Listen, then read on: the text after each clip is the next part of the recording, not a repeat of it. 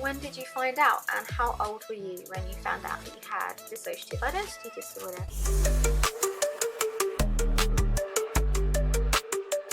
Y'all want to know the biggest reason why I do not believe that DissociaDID actually has DID? It's not just because of her dramatic and monetized alter switches or the blatant misinformation in her videos. No, actually, y'all, the biggest reason why I do not believe that Chloe actually has DID is because of her 2018 diagnosis story video that she deleted sometime between April and November 2020. Now, y'all, here's what's really interesting about this video. She spends a lot of time talking about when a therapist suggested DID to her, and a lot of time talking about when she got kicked out of university, and a lot of time talking about when she began researching DID on Facebook, but she doesn't actually answer the question and explain when or how she was diagnosed. You'd think that if she was actually diagnosed with DID, this would be an easy, straightforward question to answer, right? Like, when did she get diagnosed? What was the process like? What kind of assessment was done? That should be the backbone of her video, but it's not. And the answer that she did give was just major red flags for imitative DID or malingered DID, which are two separate things, but here's a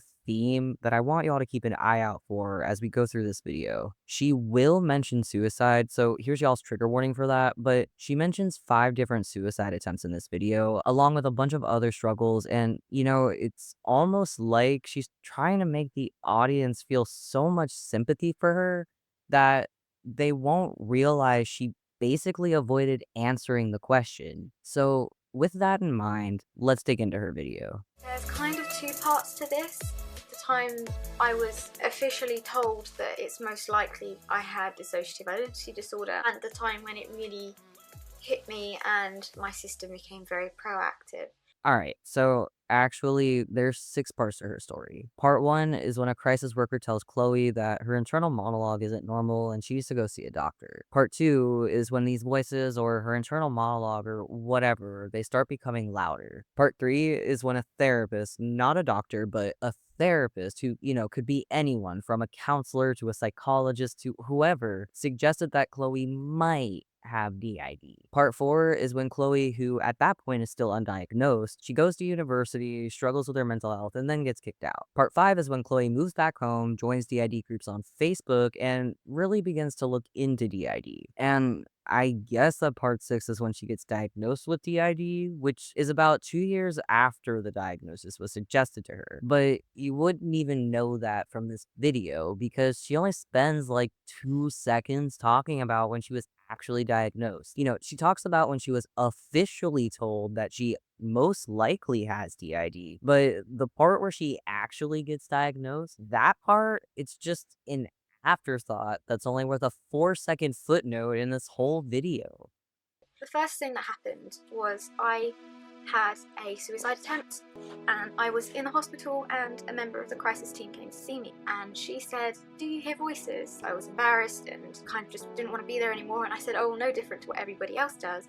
And she said, "What do you mean?" And I said, "Just your internal monologue, your inner thoughts, the same as everyone else." And she asked me to give an example of the kind of voices I hear, and I said, talking to yourself, like when you've done something wrong, another part of you will have a go or be very upset about it. 2 different parts of your consciousness and your opinions having arguments about what you should do. And she was getting more and more confused looking the more I explained to her. She said that's not what everybody else hears as their inner voice or their internal monologue, and you need to go to a doctor. So, part 1. Chloe has a suicide attempt, which I am truly very sympathetic to. If any of y'all watching this are struggling right now, there are some resources up on the screen if you need to reach out for some support. So, this first attempt happens. Chloe's in the hospital, and this crisis worker talks to her and tells her that her internal monologue isn't normal and, she needs to go see a doctor. Okay, cool, no worries, right?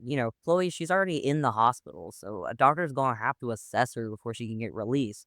Right? Y'all, I'm very obviously not British, but here in the US, you don't just go home if you're a potential harm to yourself, which Chloe obviously was. Like, Generally, a doctor will be the one to determine whether or not you need to be admitted to the psych ward, but Chloe doesn't even mention having a conversation with the doctor. She just skips over it and only focuses on a crisis worker's non professional opinion on her internal monologue, which, for the record, it really sounds like that person was alluding to schizophrenia, not DID. That's when everything started to get a bit scary for me, because it almost felt like, now that I was aware that these voices weren't the same as everybody else experiences, it felt like they had become self-aware.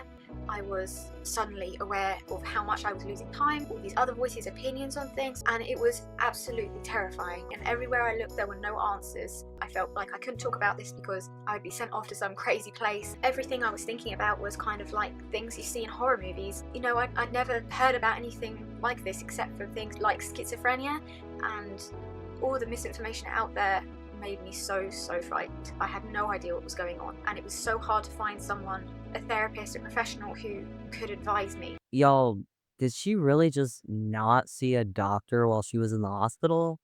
Like, how long was she even in the hospital for? Did she get sent to psych or was she cleared to go home or what? Like, she just skips over all of that and talks about how worried she was that she'd get sent off to some crazy place, which that doesn't even make any sense because Chloe had already been in the hospital for trying to kill herself, which could have already gotten her sent off to some quote unquote crazy place. So, what crazy place is she talking about? At least in the US, an adult cannot be admitted to psych unless they are a potential harm to themselves or to others. It does not matter if they hear voices or not, and I highly doubt that it's any different in the UK. And what did Chloe mean when she said that misinformation scared her? Misinformation about what exactly? Like, she said that she'd only ever heard of schizophrenia, right? So, was she worried that she had schizophrenia? Like, was she talking about the misinformation surrounding schizophrenia or what? Because the crisis worker did not mention DID to her, so what misinformation is she even talking about? And why was it so hard for her to find a therapist who could help her with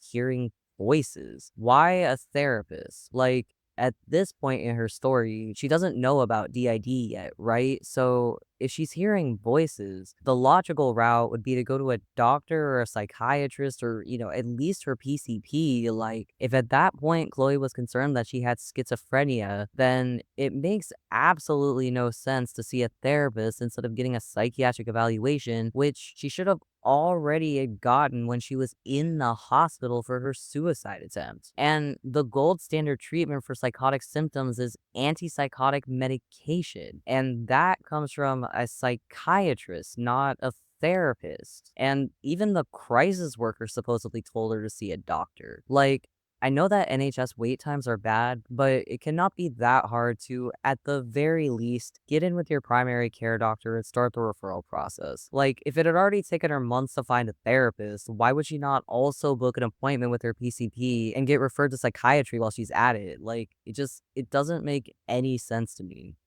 After months and months and months and months, I was seeing this therapist, and she said, "Have you ever heard of multiple personality disorder?" And I said, "Yeah, I know what that is." And she said, "It's dissociative identity disorder."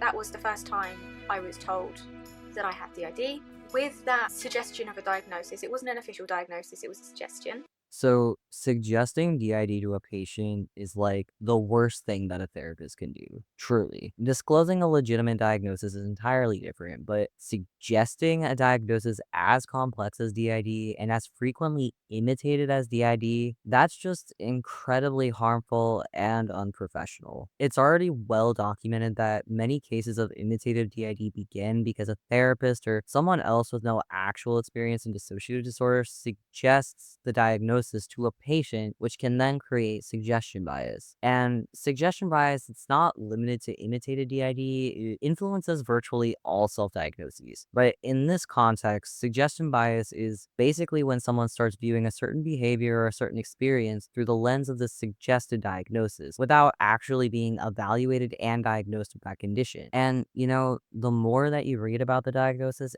after it's suggested, the more that you begin to identify with it and surround yourself with it, it can ultimately cause someone to subconsciously misinterpret and miscommunicate their own symptoms through the lens of a diagnosis that they don't necessarily have, which can ultimately lead to a false positive diagnosis. This has been documented with DID specifically since the 1990s when Boone and Drazier published an article about imitated DID, which imitated DID is the term that they use to describe patients who will usually unconsciously imitate or simulate DID. They also make the point that, quote, the idea of DID may be induced or encouraged by a clinician or other person working in the mental health or somatic health system or by other patients. Some of the patients started thinking about DID as an explanation for their symptoms after the diagnosis was suggested to them.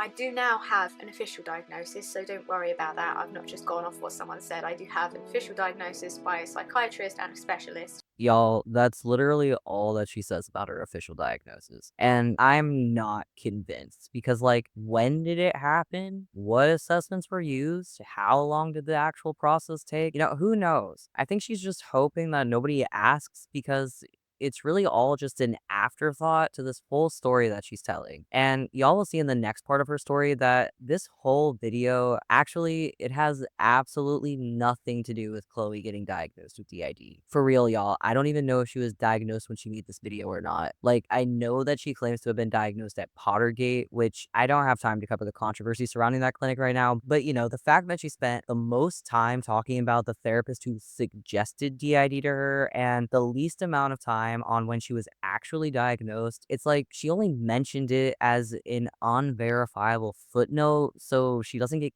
canceled.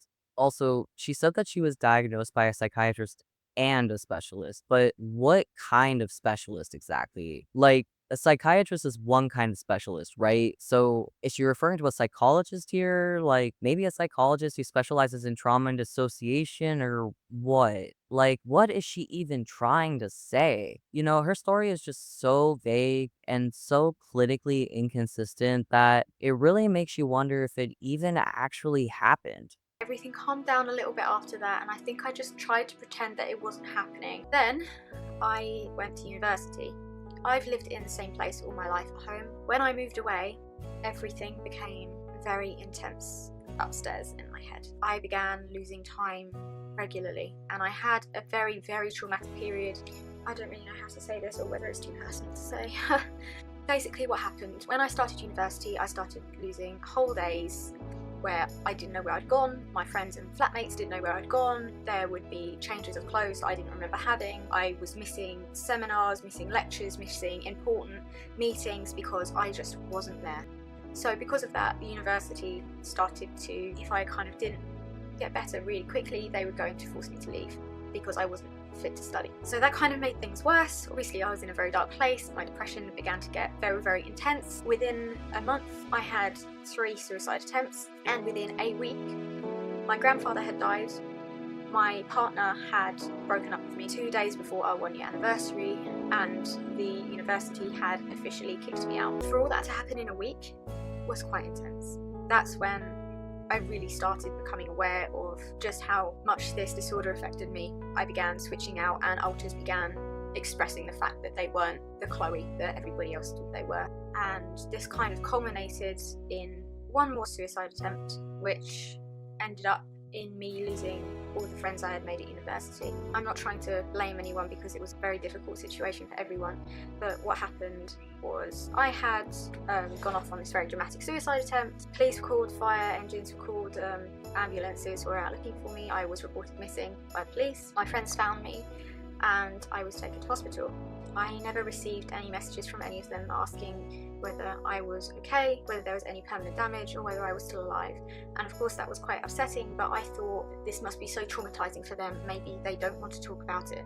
And then we had a big discussion in a group chat, and it all got very confused, and they were hurt that I hadn't said thank you and that I hadn't checked up on them, and they thought that the only thing I cared about was the fact that my ex had broken up with me and the fact that he wasn't there to help. That wasn't the case, but I can see how it came across like that. Basically, that conversation ended with them cutting all contact with me and me cutting all contact with them. I was left with the loss of my grandfather, the loss of my education and any future prospects I've been working towards, the loss of all my friends, and the loss of my independence as I had to move back home. So that whole spiel that she gave about her side of what happened with her friends at university, that is the whole point of this video. She is just trying to set the record straight with her university friends. They had cut her off, and frankly, I know that she was struggling. Well, actually, some of these friends of Chloe's have come forward with what actually happened, but Chloe lost her friends from university, and they don't really seem to buy into her DID claims.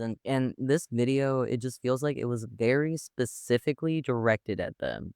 That's why the part where she gets diagnosed with DID is so vague and makes so little sense, because the real point of this video was so Chloe could use DID to reframe and justify her university behavior to the people who knew her before she claimed DID. Alright, so let's look back at Boone and Drazer's article on imitative DID. So all of their imitative DID patients had collected information on the diagnosis. So they'd read professional or lay literature on DID. And I need to find out what this disorder means and really looking into the disorder, what it meant.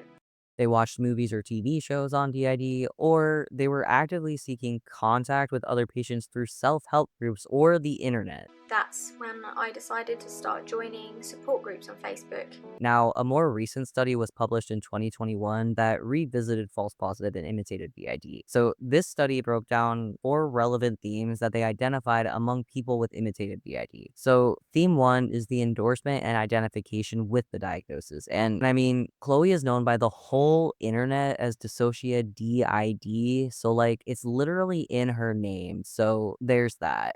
A theme 2 is when someone uses the idea of dissociative parts to justify their own identity confusion and conflicting ego states. I said, talking to yourself, like when you've done something wrong, another part of you will have a go or be very upset about it. 2 different parts of your consciousness and your opinions having arguments about what you should do. Theme 3 is when they gain knowledge about DID, which ultimately affects their clinical presentation. And, that all of that goes back to what I said earlier about suggestion bias. Theme 4 is when having DID becomes an important topic of discussion with others, which, is like the whole point of Chloe's entire social media presence, and it's what she's made a career out of. So, y'all, the reason why I do not believe that DissociaDID actually has DID, it's because of this first version of her diagnosis story. The version that has since been changed I don't know how many times. The version that she has deleted from her YouTube channel. That version doesn't at any point discuss when or how she was diagnosed with DID. Instead, her quote-unquote diagnosis story, it's really just Chloe using DID to retroactively justify whatever happened back when she was in school. Not only does she manipulate her audience's sympathy in order to avoid answering the question, but the story that she did give in of itself is clinically inconsistent. From her not speaking to a doctor after being in the hospital, to her anxiety about misinformation, to the part where she actually gets diagnosed with DID, all of it, it's all so inconsistent. And I think that if she really had DID, she would have just answered the question, but instead she just checked off all the boxes for imitative DID. Alrighty, y'all. That's all I've got for today. Thank y'all so much for watching. I hope that the audio quality is a little better than it was in the last video, so let me know down in the comments how it's coming through on y'all's end. If you liked this video, please go ahead and give it a thumbs up, and, let me know down below if y'all have any questions or what y'all's thoughts are on this cringe analysis. Alright, thank y'all so much for watching, and I'll see y'all in the next one.